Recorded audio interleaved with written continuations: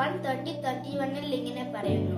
ദൂതൻ അവളോട് പറഞ്ഞു, മറിയമ്മേ, നീ ഭയപ്പെടേണ്ട, ദേവസന്നിധിയിൽ നീ കൃപ കണ്ടെത്തിയിരിക്കുന്നു.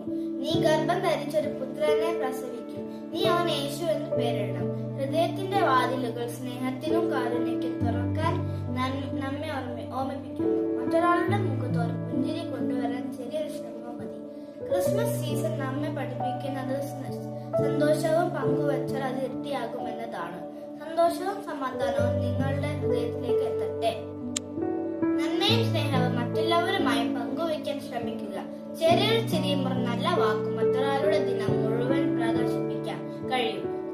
ക്രിസ്മസ് സീസണിന്റെ എല്ലാ ദിനങ്ങളും സന്തോഷവും അനുഗ്രഹങ്ങളും നിറഞ്ഞതാകട്ടെ. ഇന്നേ ദിവസം നമുക്കും നന്മയും സ്നേഹവും മറ്റുള്ളവരുമായി പങ്കുവയ്ക്കാനുള്ള ദിനം.